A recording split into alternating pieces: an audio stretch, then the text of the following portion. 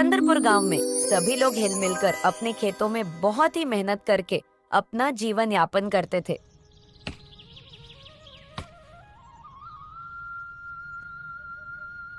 उसी गांव में एक गरीब किसान रमन रहता था। रमन के एक लड़का रामू और लड़की सुमन थी। रामू बहुत ही होशियार, चालाक और पढ़ाई में तेज दिमाग वाला था। रमन अपने परिवार के साथ गांव के एक कोने में रहता था। पापा, अब की बार हमारी फसल भी अच्छी नहीं हुई और हमारे स्कूल की फीस भी तो भरनी है। अब हम क्या करेंगे? लेकिन उसके पास घर खर्च और बच्चों की पढ़ाई की फीस भरने के तक पैसे नहीं थे। एक दिन गांव के मुखिया धर्म सिंह ने घोषणा की, सुनो सुनो सुनो, सभी गांव वालों ध्यान से सुनो। गांव के मुखिया ने कल सभी गांव वालों को इसी पेड़ के नीचे बुलाने की घोषणा की है। गांव के मुखिया साहब कल कुछ विशेष बात बताने वाले हैं। सुनो सुनो सुनो। सुनो गांव वालों, हमारे दादा परदादा की दी हुई पुश्तैनी अंगूठी बहुत साल पहले कहीं गुम हो गई थी। अब पता लगा है कि वो अंगूठी गांव के कुएं में गिर गई थी। अगर गांव में से किसी ने वो अंगूठी खोज निकाली तो उसको इनाम में 100 सिक्के दिए जाएंगे। मुखिया की ये सब बातें रमन का लड़का रामू भी सुन रहा था। वो घर जाकर अपने पिताजी से कहता है, पिताजी, यह हमारे लिए बहुत ही अच्छा मौका है। हमें कुछ तो करना होगा। मैं कुएं में जाकर अंगूठी ढूंढने की कोशिश करूंगा। बेटा, यह बहुत खतरनाक हो सकता है। यह हमारे बस की बात नहीं है। उस कुआं में कोई भी नहीं उतरता है। तुम कैसे उतरोगे? लेकिन रामू ने अपनी चतुराई पर भरोसा दिखाते हुए एक योजना बनाई और अगले दिन रामू गांव के जंगल में एक बाबा के पास मदद मांगता है।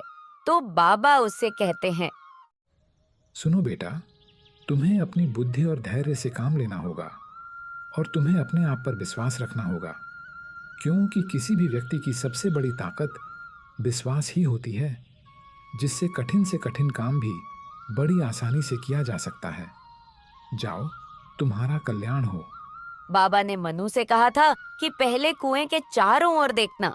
मनु ने बाबा की बात मानी और ऐसा ही किया। अरे, ये पैर के निशान किसके हैं? जब सब लोग यहाँ आने से डरते हैं तो फिर यहाँ कौन आया था?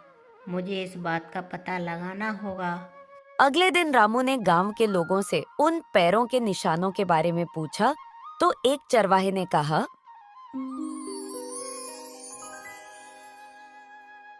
अरे रामू, तुम बिल्कुल सही जगह पे आए हो। कल जब मैं शाम के समय अपनी बकरी लेकर लौट रहा था, तब मैंने मुखिया के नौकर को कुएं के पास देखा था। चरवाहे की बात सुनकर रामू को शक हुआ और रामू ने अपनी बहन सुमन से कहा, बहन, तुम मुखिया के घर जाना और देखना आखिर वहाँ चल क्या रहा है और क्या बात है। सुमन चालाकी से मुखिया के घर गई और उसने देखा कि संदूक में सुनहरी अंगूठी छुपाई गई थी और पूरी बात सुमन ने रामू को जाकर बताई। अगले दिन गांव की सभा बुलाई।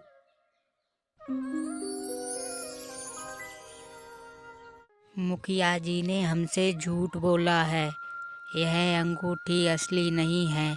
असली अंगूठी कहीं और है, जो किसी और के पास है। रामू कहता है कि कल सभा में आपको असली अंगूठी लाकर दूंगा।